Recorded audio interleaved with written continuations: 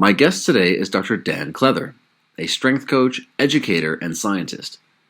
Dan has worked with the English Institute for Sport, as well as world and Olympic champions in track and field athletics, rowing, canoeing, and rugby. He is currently Program Director of the Masters in Strength and Conditioning at St. Mary's University, Twickenham. Dan, appreciate you carving out some time today. Thank you very much for having me. I'm excited to be here. Terrific. Well, I'm looking forward to talking strength and conditioning here today and about your terrific book, The Little Black Book of Training Wisdom, which is a fantastic resource. But before we do, can you tell listeners a little bit more about your journey to your current role at St. Mary's University? Yeah. So I guess like many people, when I first left university, I didn't really know what I wanted to do. And I kind of fell into a career in finance. I quickly kind of realized that's not what I wanted to do.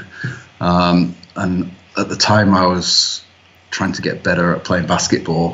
And I came across this profession of a strength and conditioning coach, which I'd never heard of before. And decided that looked like fun.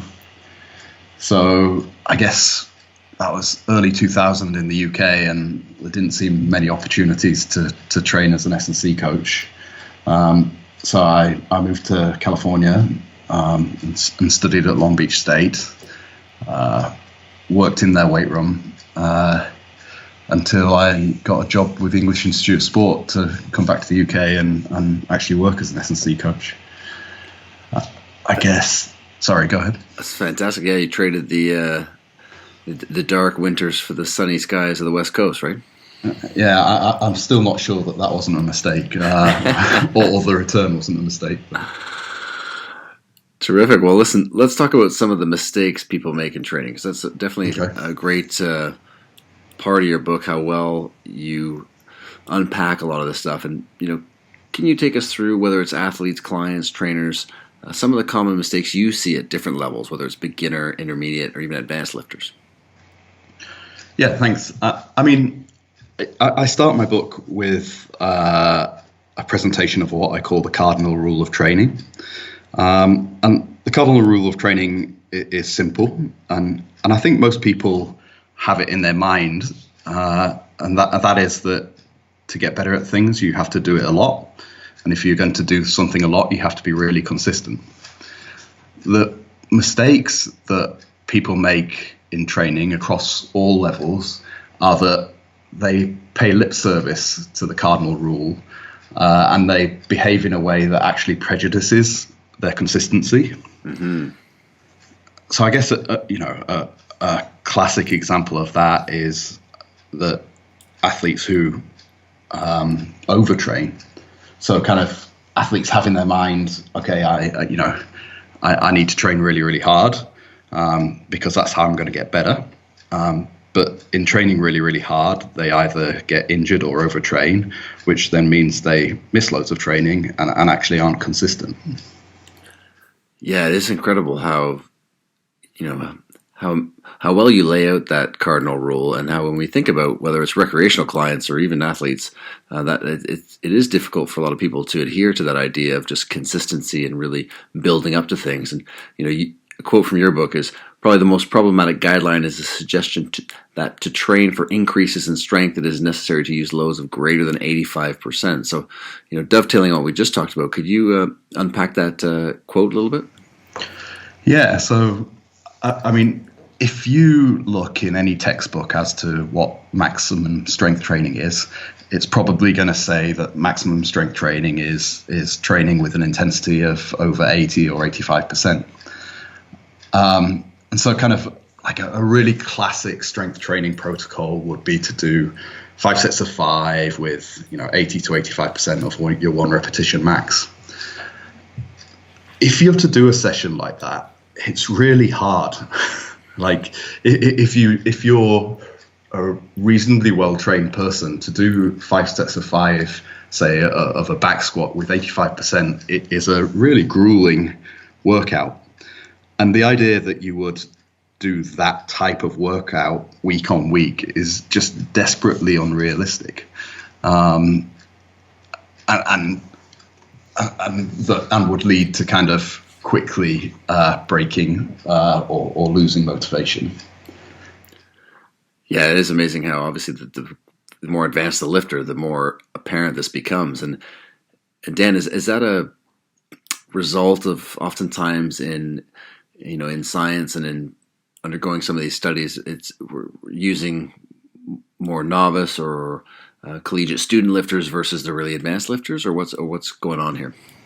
Yeah, I mean that's my contention in the book, is that it's this guideline of 80 to 85% is a really classic and interesting example of how research can be misleading if you don't understand its context.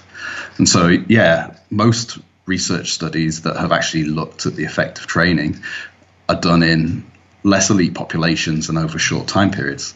And yeah, certainly if you're simply training for a few weeks, then using a percentage of your 1RM around about 80-85% might be the most effective. But you can't train like that year round. And so kind of that guideline, which may be correct for a very, very short duration, it is nonsense if you're thinking about, okay, well, how am I going to develop an athlete over the course of 5 years? Yeah, and something that really struck me as well in your book is this idea that a lot of the classic programs in Russia, the guidelines don't actually stipulate a rep range for strength or hypertrophy, but rather this volume intensity relationship and even a maximum number of reps to be performed. Can you explain that concept to listeners?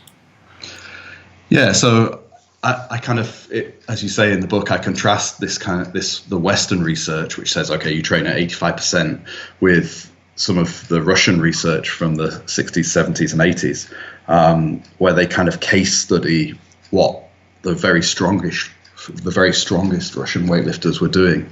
And those guys, they train at a much, much lighter intensity than will be suggested by the Western guideline, and get really, really strong using loads in the 60 to 70% range. I think it's also interesting as well that the more elite, or counterintuitively, the more elite you get, the lower the intensity of training that you do, or certainly in Russia that was the case. Yeah, it's interesting in terms of just obviously being so strong in those loads, as you mentioned, a 5x5 if you're advanced, just how intense that is when you're a really advanced lifter versus somebody who is sort of just starting out. And if we shift gears here to more recreational lifters and talking about knowing where to start a program, obviously it's January, a lot of people of all levels are getting back to the gym. Yeah. And you talk about the minimum effective dose. So why is it important for them as well to start light? And what are some of the pitfalls if someone is kicking off a program here in January of starting too heavy? Yeah, I mean, I think what people often don't realize is that if you haven't done something before, just doing a little bit of it is going to make you better. And so it's not really necessary to flog yourself to death in the weight room if you've never been in there before, because pretty much anything that you're going to do in there is going to help you to improve. And then the advantage of, okay, well, holding something back is that, well, as you do improve, you've got somewhere else to go. So it's kind of, you don't spend these more demanding stimuli before you need to.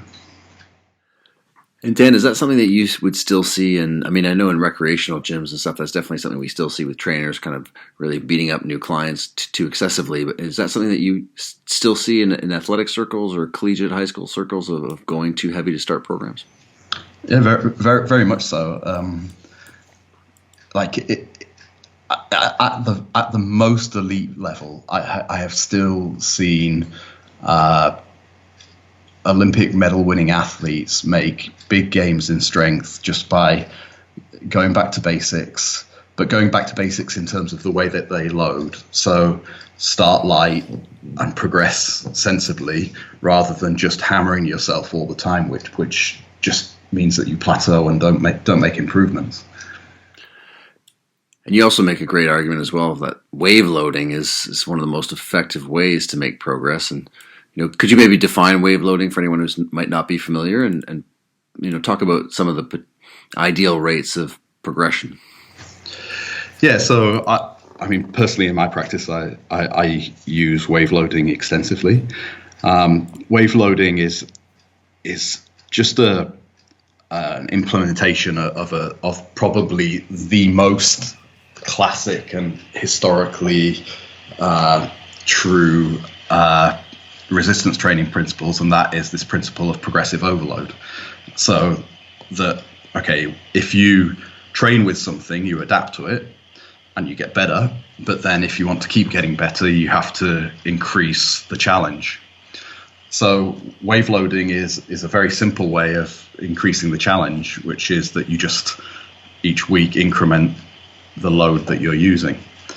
What I kind of try to stress in my book is that people who use wave loading strategies often tend to start heavier than they need to. Mm-hmm. And it means that they don't really have much variation in the load they do. They start hard, they're able to get a little bit harder, and then they have to go back and start again because they've run out of somewhere to go. Whereas a more productive wave loading scheme is to start light, be able to build up progressively over a period of weeks, and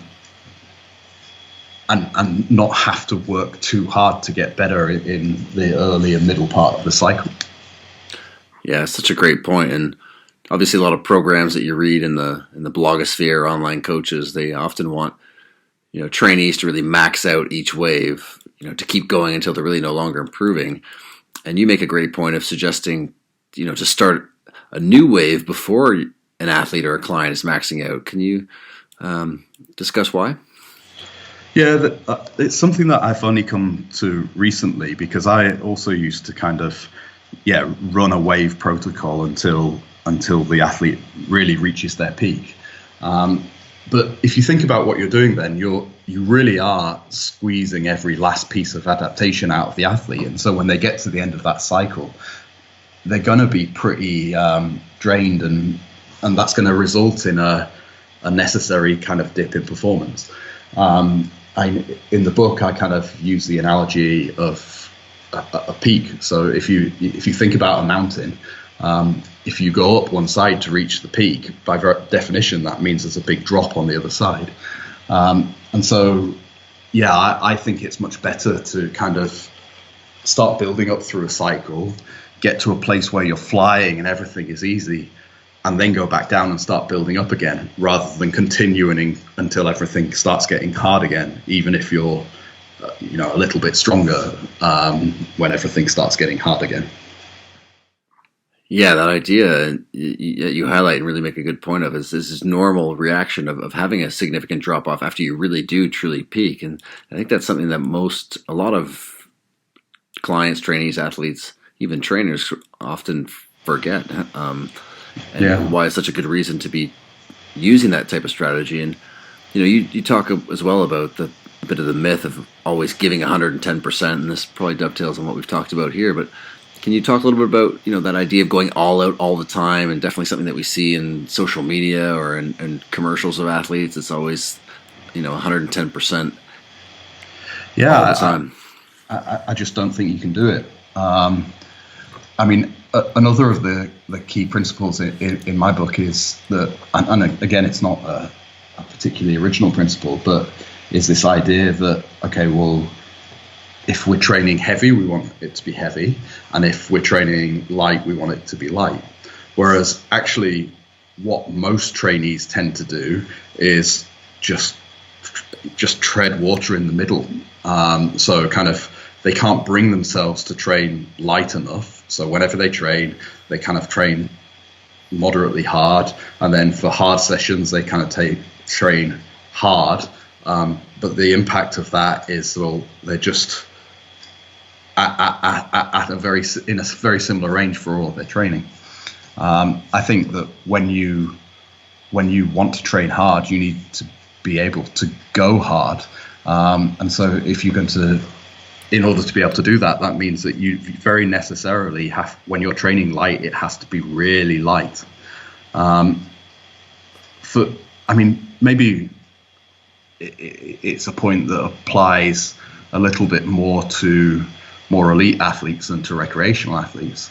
But one thing that maybe recreational athletes don't realize is that actually, if you're an elite athlete, then when you perform at your best, it's actually hugely draining and not something that you can't go to the well very often. And that's not just in resistance training. For instance, I used to work with a very, very good middle distance runner. We're talking kind of running a mile in sub 3 minutes 50 seconds. Wow. And post the race, like, he was just battered for days in a really neural way, not in a he's a bit tired because he's been sweaty, but he's drained in a very similar way that you might think, a great powerlifter will be drained after doing a gigantic deadlift. Yeah, it's amazing how the armchair quarterback or the recreational exerciser, sometimes it's difficult for them to comprehend that. They see them sort of fall down at the end of a hard race or these efforts that are going on. And as you mentioned, when you're that elite, the amount of resources that are going in to elicit that action and that movement is just tremendous. And yeah, you have a great line where you talk about leaving the session feeling better than when you started. Yeah, I stole that from Dan John, the American throws coach. Nice. But and hopefully I say in the book that I did. But yeah, I just think that's really some of the most profound wisdom with regards to training across levels. So kind of Dan John often talks about that for kind of recreational athletes or older athletes, that he says kind of if you're just starting out an exercise program and you need to do it for health, the last thing that you need is to leave the session feeling worse than when you started. Definitely. But for the elite athlete, what people kind of, or I think a mistake that people make is that they don't appreciate that training is practice as well as just a process of stressing yourself and hoping you adapt. And if training is practice, that means that most of the time when we're training, it's good if we can leave a session feeling like we've improved, and that you walk away from the session where you actually feel stronger than when you started. And if you repeatedly do that, that's how you make progress. 100%. And you talk about the concept of autoregulation as it relates to training. Could you define that for listeners and perhaps give an example of what that might look like in practice?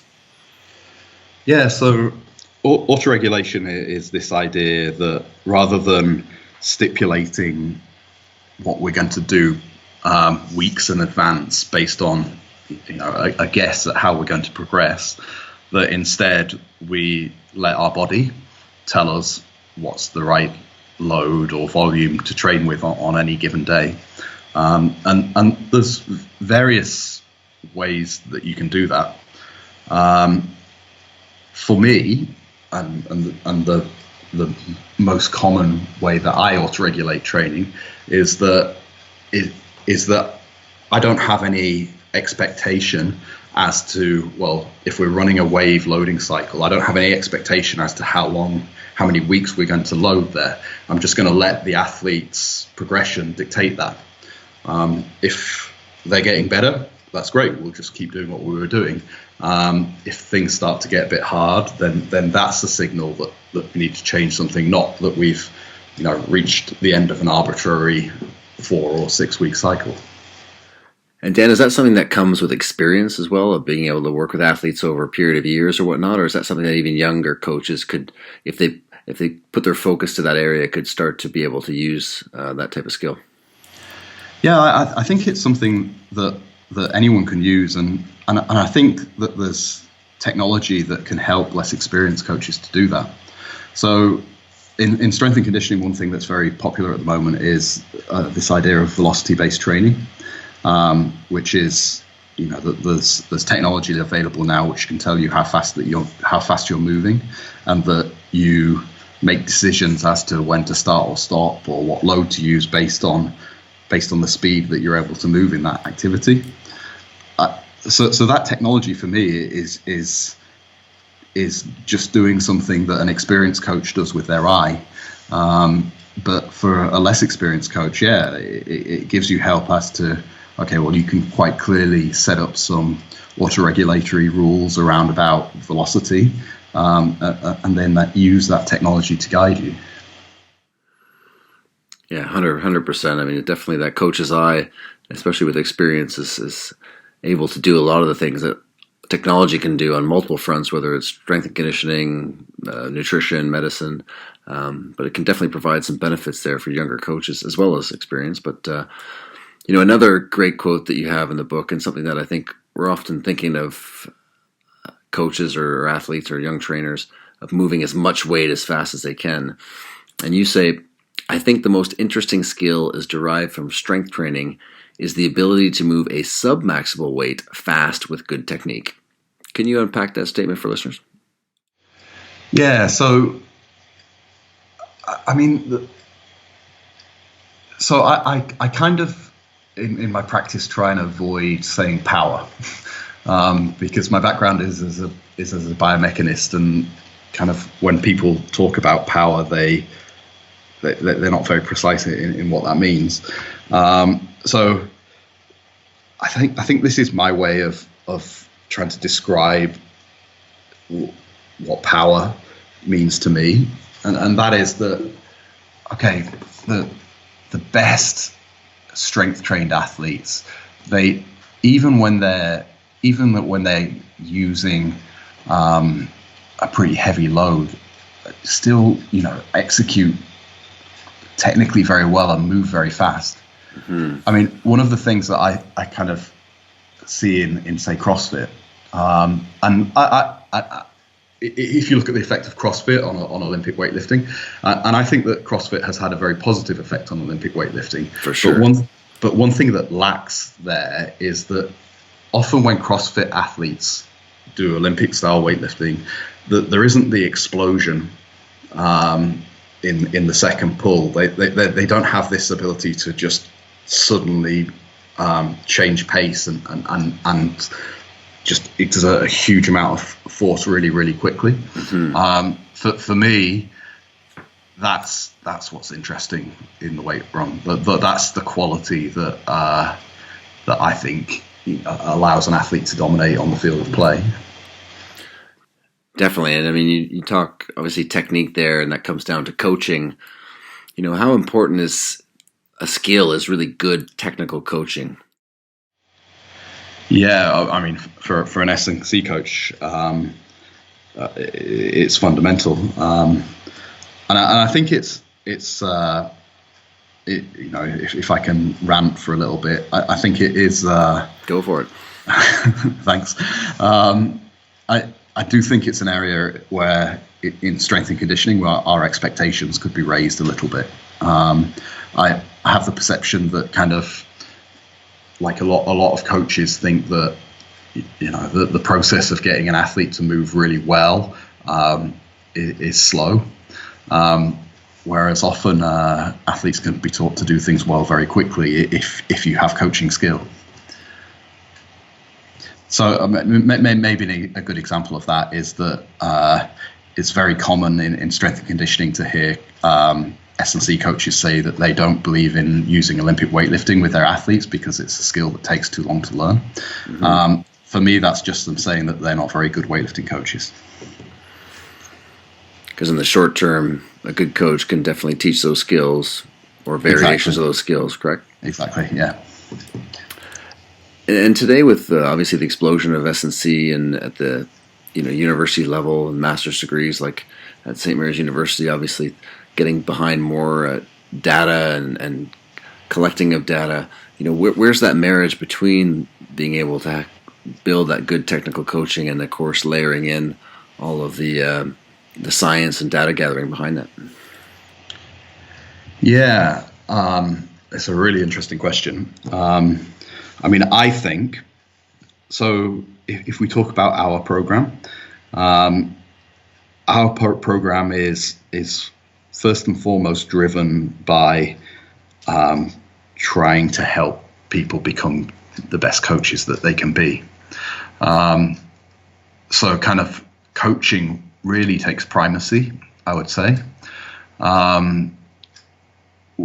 you then have, okay, well, how are you going to integrate the scientific literature and the technology into your practice? Our approach to teaching that is more based around discussing principles of, well, how do you use evidence to inform your practice, than actually, and so that students become critical thinkers and people who think deeply about what they're doing, and that if students have those skills, that then actually, well, the research itself is just ammunition that feeds into your thought process, and that directly informs the way you coach. Yeah, that's terrific and very well said. And when you look over the landscape, whether it's at the university level or the elite professional level, where do you think there's still some opportunities to be made in terms of whether it's on the technical side of coaching, or whether it's how data and science are integrated into the system?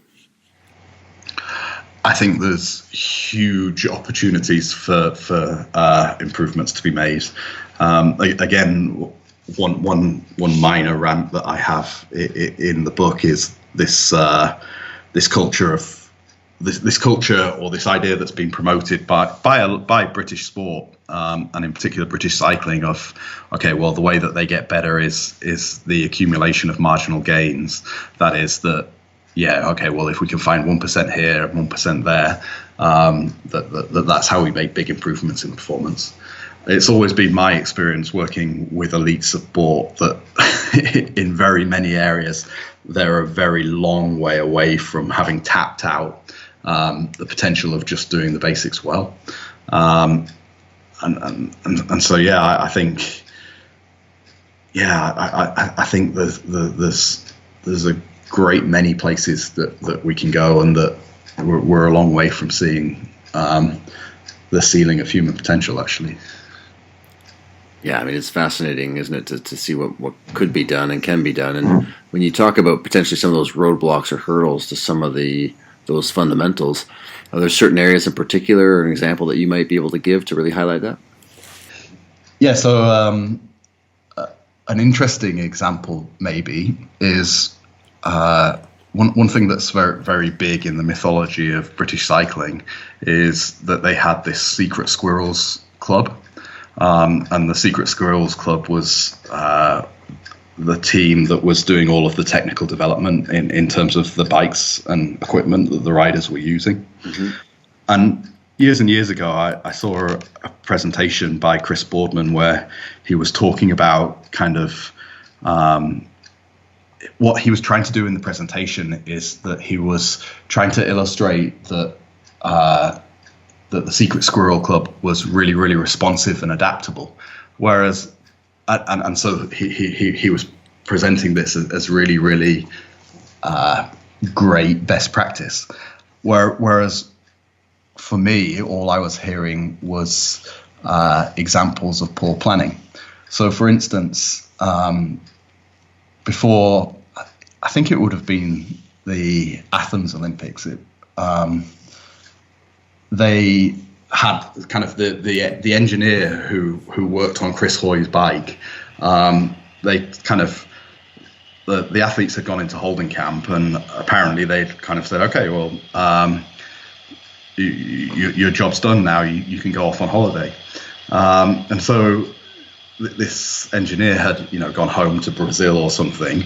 But then kind of when the athletes had gone into camp, lo and behold, Chris Hoy's bike had broken.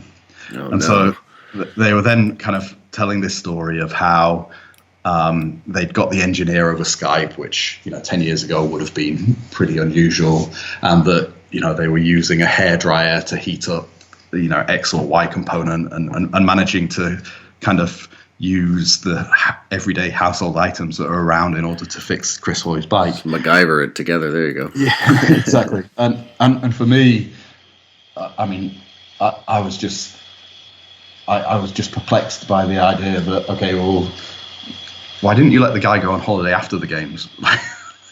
It doesn't seem to me that hard to predict that you might need the bike engineer while during the competition. Absolutely. Yeah, it is amazing how so many things can come down, especially in retrospect, to just planning and really thinking ahead, right?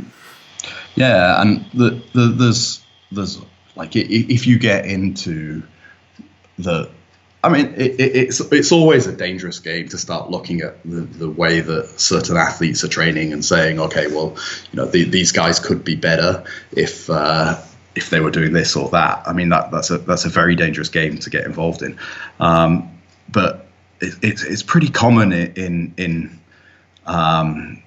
say team sports, for instance, that all of the athletes do exactly the same program. The rationale being that they're a team, and so that they need to team build by doing all the same things. When actually, I can see some rationale to that, but you still kind of, I think kind of you could still maintain some camaraderie and have a little bit of individualized training. And I find it hard to believe that wouldn't result in some greater improvements.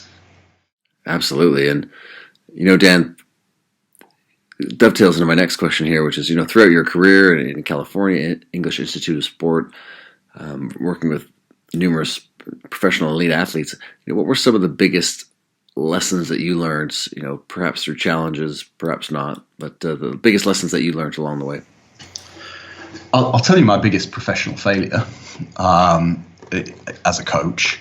And that was, or to give some context to it, when the EIS started up, there was this big challenge of, okay, well, we were all strength coaches, sports scientists, et cetera, and it was our job to go in and talk to coaches and try and persuade them to listen to us when they'd never had sports science teams before. And the culture within the EIS was always really this idea of softly catch a monkey. Just go in, listen a lot until you're asked for your opinion. Mm-hmm. That's great, but it doesn't always work. I might never ask. Yeah, and certainly what I view as my biggest professional failure was when there are certain times that came where, well, actually, I should have taken a stand and said, actually, you know what, I don't think that's very good for this and this reason, and I think you should be doing this, rather than just smiling and nodding and waiting for them to ask me to tell them why I thought their program was bad. Absolutely. And Dan, is that just a function of sort of experience and things, or is now you would have done so, or environment even? Like, what are some things that you can put your finger on that might contribute to that for folks who are in that similar situation maybe today that are listening in, right? Yeah, I mean it's a difficult it's a difficult judgment call to make, because sometimes I mean, if you sometimes it's not appropriate for you to just be shouting constantly what your opinion is, especially if you're a junior member of a sports science support team. But on a personal level, I think when I was younger, I always tried to avoid conflict, and actually now I've discovered that kind of in my professional life, I seem to people value me more if I just say what I think. It's a great piece of advice for sure. And Dan, for you throughout your career, in terms of mentors, I know Dan John in the book has mentioned any mentors that really stand out for you that really helped in terms of your development? Yeah, so I wouldn't perceive that I'd ever had a mentor. I've had some people who were very influential on me. And yeah, I've talked about that on Twitter and things, that actually I do think that we're at danger as a profession, certainly in strength and conditioning, of suggesting there's only one way to develop, and that often you see lists of, okay, what you need to do to be a great coach, always has to get a great mentor. Whereas I do think there's other ways to achieve that. And so for me, I always say that I just have friends who will tell me when I'm being a dick. And provided you're able to have full and frank, reflective conversations with your friends, that that can serve, equally as, as a type of mentorship. And I'm lucky enough that like several of my friends are really, really great coaches. And so we can have some great discussions. That's so true in terms of the value of having a group where you can really be honest and forthright and have those tough conversations, or share your opinion and sometimes be put in your place by folks, and so that's so crucial for everyone's development. So great that you have that kind of community there. And Dan, if we look at here on the evolution of research in strength and conditioning, where do you see the evolution going in the next 5 or 10 years?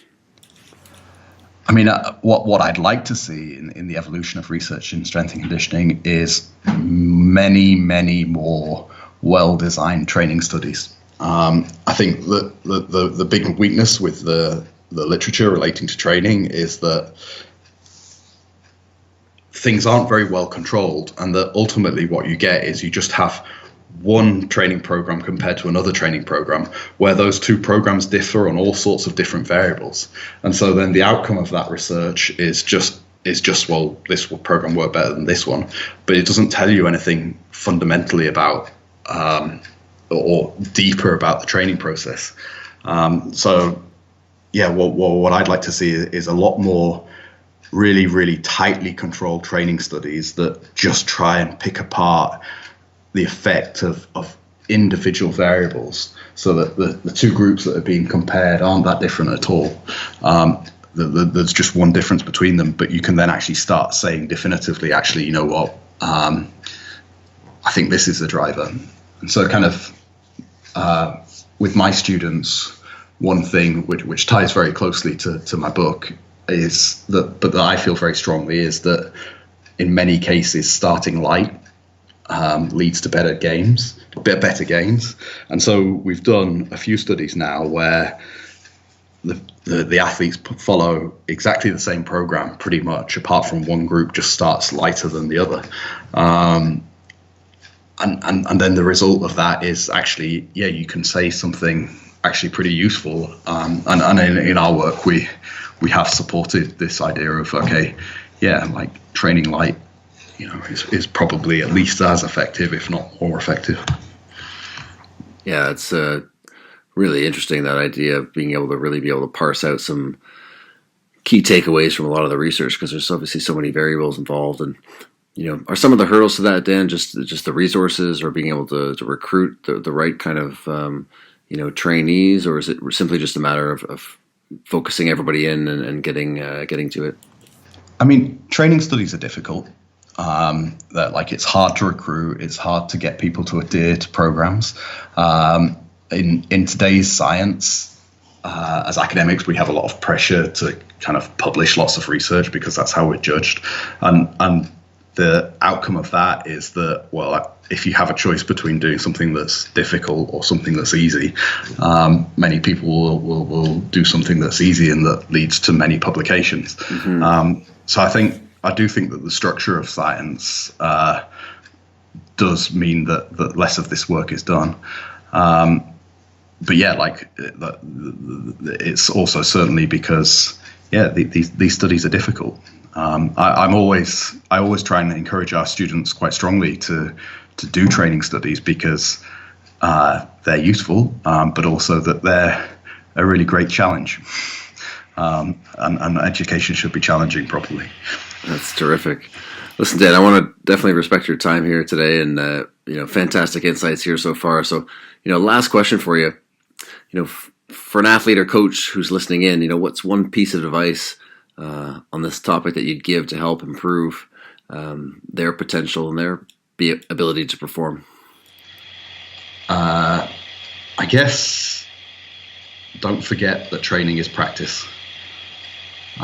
So try and shift your mindset to one where, okay, yeah, sometimes we try and stress an athlete and make them tired so that they adapt, but a lot of the time we also just want to practice and as we said earlier, leave the session feeling better than we started. Awesome, Dan. Fantastic insights again. I really appreciate you taking the time here. Thank you for having me. Where can people stay connected with you and keep up with your phenomenal work and research? Yeah, I'm mainly on Twitter, so I'm on Dr_Jump_UK. I guess that's where I'm most active. Fantastic.